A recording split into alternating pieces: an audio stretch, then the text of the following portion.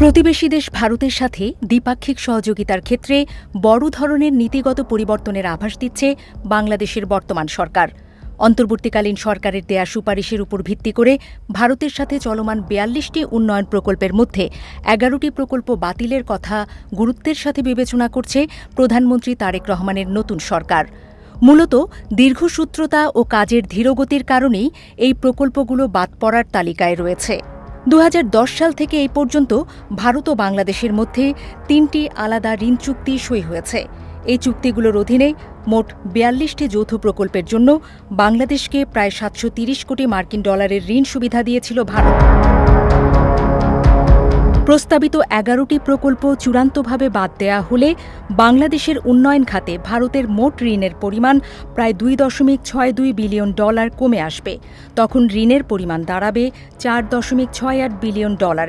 জানা গেছে, যেসব প্রকল্প বাস্তবায়নে দীর্ঘ বিলম্ব হয়েছে অথবা এখনও কাজ শুরু হয়নি, সেগুলোই মূলত বাতিলের তালিকায় রয়েছে। সম্ভাব্য বাতিল হওয়া প্রকল্পগুলোর মধ্যে রয়েছে খুলনা দর্শনা ডাবল লাইন রেলপথ, পার্বতীপুর কাউনিয়া রেললাইন রূপান্তর প্রকল্প, বগুড়া সিরাজগঞ্জ নতুন রেল সংযোগ, সৈয়দপুর ক্যারেজ ওয়ার্কশপ আধুনিকীকরণ, মোংলা ইকোনমিক জোন, বঙ্গবন্ধু শেখ মুজিবুর রহমান শিল্পনগর প্রকল্প, পায়রা বন্দরের বহুমুখী টার্মিনাল এবং ঈশ্বরদী বিমানবন্দর আধুনিকীকরণ প্রকল্পসহ আরও কয়েকটি অবকাঠামো উন্নয়ন কর্মসূচি। তবে সরকার স্পষ্ট করেছে যে যেসব প্রকল্পের কাজ ইতিমধ্যেই শুরু হয়েছে বা বাস্তবায়নের শেষ পর্যায়ে রয়েছে, সেগুলোতে কোনো পরিবর্তন আনা হবে না।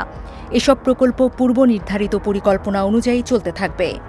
ভারতের দেয়া ঋণ সহায়তার ইতিহাস পর্যালোচনা করলে দেখা যায় ২০১০ সালে প্রথম ঋণ চুক্তি ঘোষণা করা হয়, যার পরিমাণ ছিল $৮৬২ মিলিয়ন। এই অর্থায়নের আওতায় নেয়া ১৫টি প্রকল্পের মধ্যে ১২টি ইতিমধ্যেই সম্পন্ন হয়েছে, বাকি ৩টি এখনও চলমান।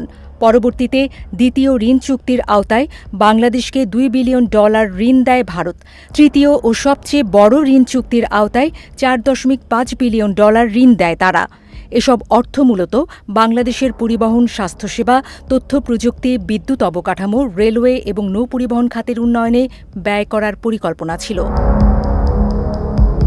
ভারতীয় বিশ্লেষকদের মতে প্রকল্পগুলো পুনরায় পর্যালোচনার সিদ্ধান্ত বাংলাদেশের জন্য বেশ ভালো হতে পারে।